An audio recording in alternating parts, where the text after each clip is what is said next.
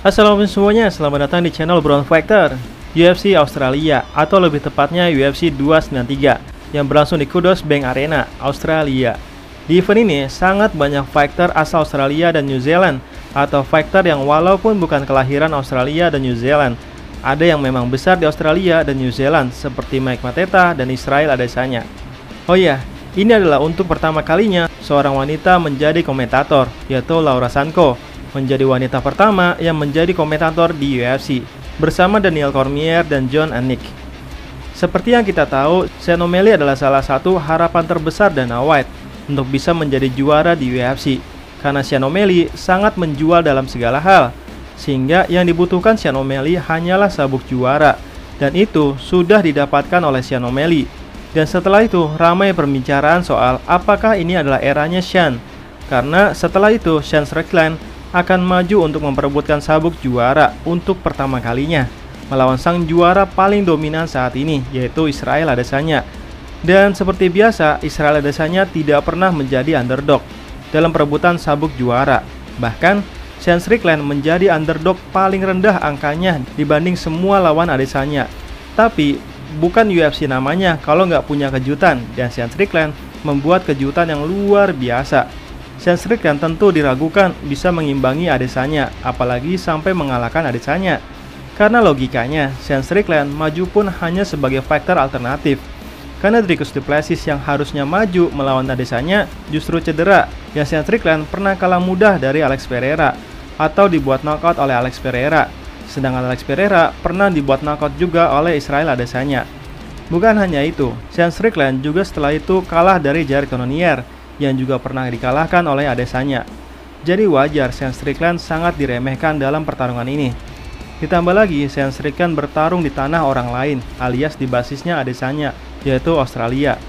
Lalu, Sean Strickland hanya mengandalkan boxing dan tidak punya kekuatan besar dalam pertarungan bawah, sehingga menghadapi seorang Adesanya yang dianggap dewanya striking dengan hanya modal striking saja, membuat Sean Strickland dianggap tidak punya senjata apapun untuk mampu mengalahkan Adesanya. Jadi semakin banyak kemungkinan Sean Strickland untuk kalah dari Adesanya. Tapi setelah kalah 2 kali beruntun, Sean Strickland mampu menang dari 2 fighter yang sangat prospek, yaitu Abus Magomedov dan Nasruddin Imavov, sehingga merupakan modal yang lumayan besar untuk bisa berkembang dalam mampu menghabisi Adesanya. Di dalam pertarungan, rupanya di ronde pertama, Sean Strickland membuat kejutan yang sangat tidak diduga-duga, di mana Sean Strickland mampu membuat seorang Adesanya knockdown. Karena selama karirnya di UFC, tidak ada satupun fighter yang mampu membuat Adesanya knockdown. Tidak ada satupun. Bahkan Alex Pereira, Robert Whittaker, Paulo Costa, Jan Blachowicz, tidak ada yang bisa membuat Adesanya knockdown. Sehingga ketika Adesanya knockdown, arena pun langsung bergemuruh heboh melihat kejadian langka ini, dan Sean Strickland langsung sekuat tenaga membombardir Adesanya, terutama wajah Adesanya hingga Adesanya berdarah. Adesanya terlihat agak dominan di ronde kedua, tapi yang unik adalah Adesanya cuma unggul dalam serangan yang dianggap biasa saja, karena hanya melakukan body kick dan low kick yang gak bikin Sean Strickland kesakitan. Tapi ada hal yang bikin gua kagum banget sama Sean Strickland, yaitu kita tahu tidak ada yang punya kecepatan head kick melebihi kecepatan head kicknya Adesanya. Tapi gilanya, Sean Strickland mampu melakukan blok dengan sempurna. Dan gue perhatiin, Sean Strickland amat fokus dalam pertarungan ini. Hal itu membuat Adesanya selalu gagal dalam memukul wajah Sean Strickland, dimana kalau kita lihat statistik, serangan atas dari Adesanya menjadi serangan paling rendah ketimbang serangan lainnya. Hal itu karena kemampuan blok dari Sean Strickland yang gak ngotak sama sekali. Terlalu cepat dan terlalu rapi. Gua nggak nyangka ada orang yang punya kemampuan blok secepat Sean Strickland, sehingga Adesanya hanya mampu melakukan serangan tengah dan bawah.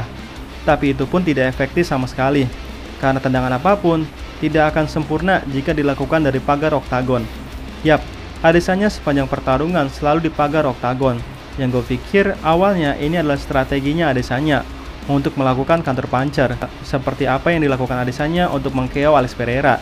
Tapi rupanya pertahanan Sean Strickland sangat amat rapat.